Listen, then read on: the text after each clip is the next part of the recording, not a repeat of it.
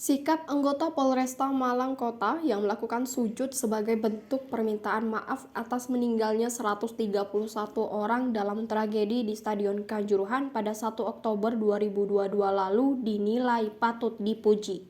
Ketika polisi di Polresta Malang Kota bersujud sedemikian rupa, semoga ini bisa meyakinkan publik bahwa polisi sungguh-sungguh ingin memberikan penawar atas luka itu.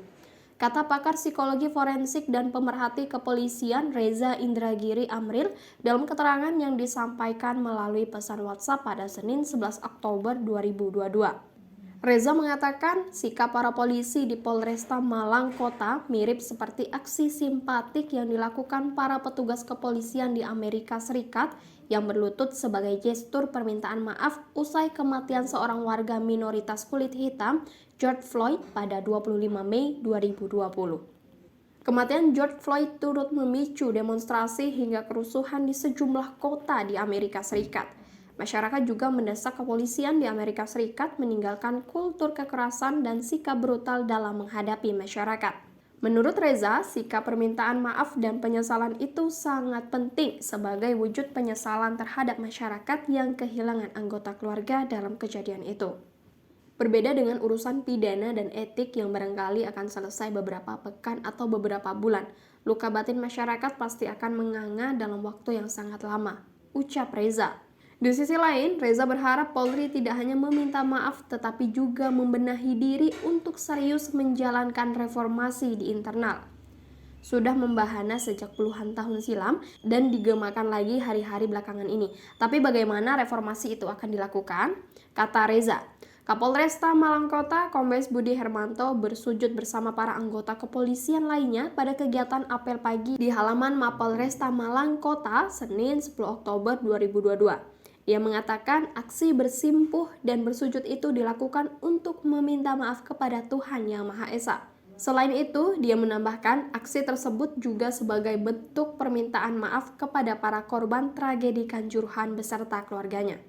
Tak hanya bersimpuh dan bersujud, Buher sapaan akrab Budi Hermanto juga memanjatkan doa bersama anggota kepolisian lainnya, termasuk jajaran pejabat utama atau PJU dan Kapolsekta di lingkungan Polresta Malang Kota. Kita berdoa agar saudara-saudari kita, Aremania dan Aremanita korban tragedi Kanjuruhan bisa diterima di sisinya dan keluarga yang ditinggalkan diberi ketabahan. Serta kita bersama-sama memohon ampun kepada Allah Subhanahu wa Ta'ala agar peristiwa itu tidak terjadi lagi, kata Buher. Dia pun berharap agar keamanan dan ketertiban masyarakat di Malang bisa kembali kondusif. Kami juga berharap agar situasi kembali kondusif dan persoalan tragedi Kanjuruhan segera terselesaikan, ujar Buher. Kasih Humas Polresta Malang Kota Ibda Eko Novianto mengaku aksi permohonan maaf dan doa bersama untuk para korban tragedi Kanjuruhan itu dilakukan secara spontan. Sujud permohonan maaf serta memanjatkan doa itu diarahkan oleh Kapolresta Malang Kota, Kombes Pol Budi Hermanto secara spontan pada saat apel. Kata Eko dikutip dari Antara Senin 10 Oktober 2022.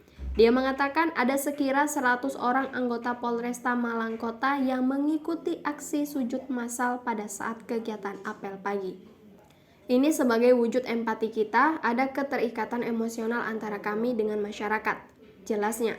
Selain korban jiwa dari penonton, terdapat 2 polisi yang meninggal akibat terjebak himpitan di akses pintu keluar. Mereka adalah Bribtu Fajar Yoyo Pujiono dan Bribka Andik Purwanto. Kapolri Jenderal Listio Sigit Prabowo pada 6 Oktober 2022 mengumumkan 6 orang ditetapkan sebagai tersangka tragedi Kanjuruhan. Mereka adalah Ahmad Hadian Lukita, Dirut LIB, Abdul Haris, Ketua Panpel, Suko Sutrisno, Security Officer, Wahyu SS, Kabak Ops Polres Malang, H. Brimopolda Jatim, PSA, Kasat Samapta Polres Malang.